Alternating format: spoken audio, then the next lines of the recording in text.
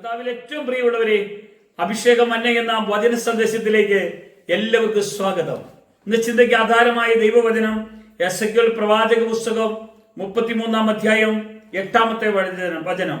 ഞാൻ ദുഷ്ടനോട്, ദുഷ്ട നീ മരിക്കുമെന്ന് കൽപ്പിക്കുമ്പോൾ ദുഷ്ടൻ തന്റെ വഴി വിട്ടു തിരിയുവാൻ കരുതിക്കൊള്ളത്തക്കവണ്ണം നീ അവനെ പ്രബോധിപ്പിക്കാതിരുന്നാൽ ദുഷ്ട തന്റെ അകൃത്യ നിമിത്തം മരിക്കും. അവന്റെ രക്തമോ ഞാൻ നിന്നോട് ചോദിക്കും. ദൈവത്തിന്റെ വചനം പറയുവാൻ തക്കവണ്ണം നമ്മളെ ദൈവം വിളിച്ചു വേർതിരിച്ചുവെങ്കിൽ ഇന്ന് കർത്താവ് നമ്മോട് പറയുകയാണ്, നിന്റെ സഹോദരൻ യേശുവിനെ അറിയാതെ മരിക്കാൻ ഇടവന്നിട്ടുണ്ടെങ്കിൽ അതിന്റെ ഉത്തരവാദിത്വം നിനക്കാണ്.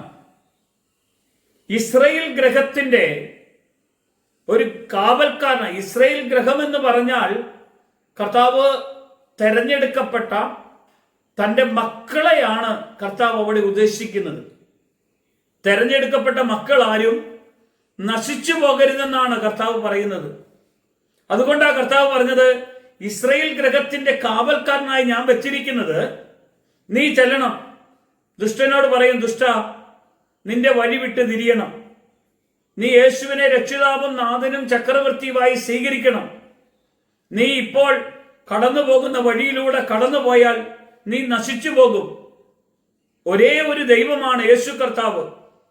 ആകാശത്തിനും ഭൂമിക്കും മധ്യേ മനുഷ്യരുടെ ഇടയിൽ രക്ഷയ്ക്ക് വേണ്ടി നൽകപ്പെട്ടിരിക്കുന്ന ഒരേ ഒരു നാമം, പ്രിയമുള്ളവരെ, യേശു എന്ന നാമം മാത്രമേ ഉള്ളൂ.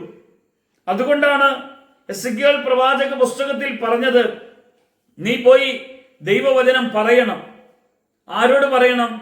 സാഹചര്യം അനുകൂലമാണെങ്കിലും പ്രതികൂലമാണെങ്കിലും യേശു ക്രിസ്തുവിനെ കുറിച്ചൊന്ന് പറയണം. യേശു ആരാണ്? യേശു ദൈവമാണ്.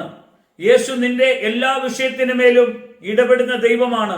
യേശു നിന്റെ പാപങ്ങൾ വഹിച്ച ദൈവമാണ്. യേശു നിന്റെ രോഗങ്ങൾ വഹിച്ച ദൈവമാണ്. യേശു നിന്റെ ദുഃഖങ്ങൾ വഹിച്ച ദൈവമാണ്. യേശു നിന്റെ കുടുംബത്തിൽ അസമാധാനങ്ങൾ മാറ്റിയ ദൈവമാണ്. നിന്റെ പ്രശ്നത്തിന് ഇന്ന് പരിഹാരമായിരിക്കുന്നവൻ യേശു മാത്രമേ ഉള്ളൂ. ഇന്ന് നിന്റെ കുടുംബത്തിൽ പ്രശ്നമുണ്ടോ? വിളിക്ക്, യേശുവേ എന്റെ കുടുംബത്തിലേക്ക് കടന്നു വരണമേ.